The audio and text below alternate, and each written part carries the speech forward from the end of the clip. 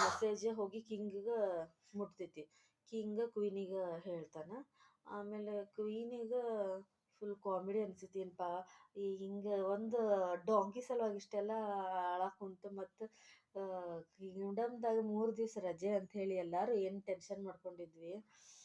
ಕುರಿ ಹೆಂಗಂದ್ರೆ ಈಗ ರೇಲ್ ಪಟ್ರಿದಾಗ ಒಂದು ಕುರಿ ಹೋತಂತಿಕೋ, ಅದ್ರ ಮೇಲೆ ಟ್ರೈನ್ ಹೋತ, ಮತ್ತೊಂದು ಕುರಿಗೂ ಅಷ್ಟು ತಲೆ ಇರಂಗಿಲ್ಲ, ಅದು ಹೋತಂದ್ರು ಅದ್ರ ಹಿಂದೆ ಹೋಗ್ಕೊಂಡು ಹೋಗ್ತೈತಿ. ಎಲ್ಲ ಕುರಿ ಸಾಯ್ತಾವ ಗೊತ್ತಾ, ಒಂದಲ್ಲ ಥೌಸಂಡ್ಸ್ ಆಫ್ ಕುರಿ ಸಾಯ್ತಾವ. ಯಾಕಂದ್ರೆ ಕುರಿ ಅಷ್ಟು ದಡ್ಡಿರ್ತಾವ, ಜಸ್ಟ್ ಬ್ಲೈಂಡ್ಲಿ ಫಾಲೋ ಮಾಡ್ತಾವ.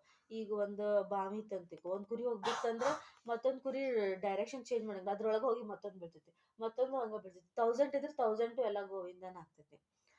ಸೊ ಹಂಗಾತಲ್ಲ ನಮ್ದು. ಯಾರೋ ಒಬ್ಬನ ಏನಂತ ಇನ್ಫಾರ್ಮೇಶನ್ ಕರೆಕ್ಟ್ ತಿಳ್ಕೊಂಡಿಲ್ಲ, ಒಟ್ಟು ಅಳ್ಕೊಂಡು ಕುಂತಿದ್ವಿ ಎಲ್ಲರೂ. ಛೇ ಛೇ ಛೇ ಛೇ ಅಂತೇಳಿ. ಎಷ್ಟು ನಕ್ಲು ಅಂದ್ರೆ ಆಕಿಂದ ಬ್ಯಾಕ್ ಪೇನ್ ಬರೋಕ್ಕೆ ಶುರು ಆತಂತ, ಅಷ್ಟು ನಕ್ಲಂತ.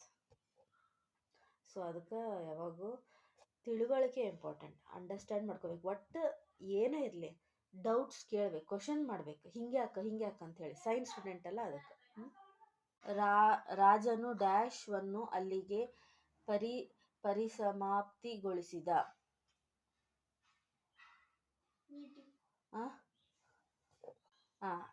ಏನ ಮೀಟಿಂಗ್ ಏನಂತಾರ ಕನ್ನಡದಾಗ? ಒಡ್ಡೋಲಗ. ಸೇವಕಿ ಡ್ಯಾಶ್ ಬುದ್ಧಿಯವಳು.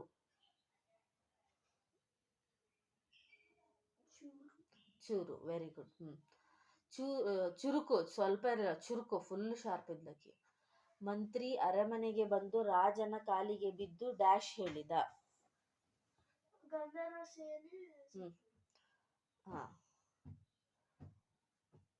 ಅದಾತ. ಆಮೇಲೆ ಲಾಸ್ಟಿಗೆ ಫೈನಲಿ ಬಂದು ಕಾಲ್ ಮುಗ್ದು ಸಾರಿ ಅಂತಲ್ಲ, ಅದಕ್ಕೇನು ಹೇಳ್ದ? ನಿಜಾಂಶ ಹೇಳ್ದೇನ, ಸಾರಾಂಶ ಹೇಳ್ದೇನ, ಮಿಥ್ಯಾಂಶ ಹೇಳ್ದೇನ? ನಿಜಾಂಶ ಹೇಳ್ದ. ರಾಜನಿಗೆ ಗಂಧರ್ವ ಸೇನೆ ತೀರಿದ ವಿಷಯ ತಿಳಿಸಿದ್ದು ಡ್ಯಾಶ್. ಅಂತಃಪುರ. ಇದರ ಅರ್ಥ ಅಂದ್ರೆ ಕ್ವೀನ್ ಇನ್ ದ ಪ್ಯಾಲೇಸ್. ಮಂತ್ರಿ ಅಳುತ್ತಾ ರಾಜನ ಬಳಿ ಏನೆಂದು ಹೇಳಿದ? ಗಂಧರ್ವ ಸೇನೆ ಯಾರು? ಗಂಧರ್ವ ಸೇನೆ ತೀರಿಕೊಂಡ ವಿಷಯವನ್ನು ರಾಜ ಯಾರಿಗೆ ಹೇಳಿದ? ರಾಣಿಯ ಸೇವಕಿ ಏನೆಂದು ಆಲೋಚನೆ ಮಾಡಿದಳು? ರಾಣಿಯರು ನಗಲು ಕಾರಣವೇನು?